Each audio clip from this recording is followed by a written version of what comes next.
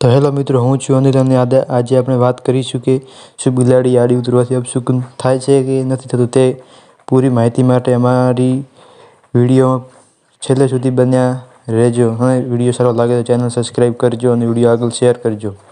સામાન્ય રીતે ભારતીય સંસ્કૃતિ અને લોકજીવનમાં એવી માન્યતા પ્રચલિત છે કે જો બિલાડી રસ્તો કાપે તો અપશુકન ગણાય છે. પરંતુ આ બાબતે કેટલીક મહત્વની સમજ જાણવા જેવી છે. પરંપરાગત માન્યતા: ઘણા લોકો માને છે કે બિલાડી રસ્તો કાપે ત્યારે જે તે કાર્યમાં વિઘ્ન આવી શકે છે અથવા કોઈ અશુભ ઘટના બની શકે છે. આથી લોકો થોડીવાર ઊભા રહી જાય છે અથવા કોઈ બીજો વ્યક્તિ ત્યાંથી પસાર થાય તેની રાહ જુએ છે.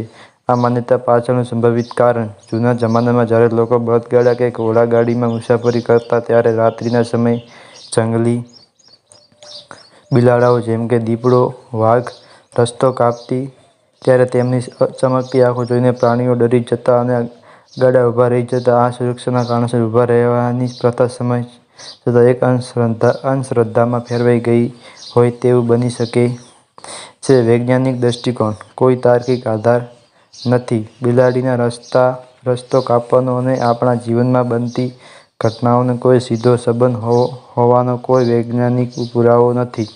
માત્ર એક પ્રાણી, બિલાડી પણ અન્ય પ્રાણીઓની જેમ એક રસ્તેથી બીજા રસ્તે જતી હોય છે. તે માત્ર એક સંયોગ છે. મનનો વહેમ: ઘણીવાર આપણે જો મનમાં એવું માની લઈએ કે કંઈક ખરાબ થશે તો આપણું ધ્યાન કામમાં નથી રહેતું અને ભૂલ થવાની શક્યતા વધી જાય છે. ટૂંકમાં, આ માત્ર એક જૂની લોકવાયકા છે. આજના આધુનિક યુગમાં સફળતા આપણા પુરુષાર્થ અને આત્મવિશ્વાસ પર નિર્ભર કરે છે, નહીં કે બિલાડીના રસ્તો કાપવાથી. વિડીયો સારો લાગ્યો હોય તો અમારી ચેનલને સબસ્ક્રાઈબ કરજો અને વિડીયો આગળ શેર કરજો.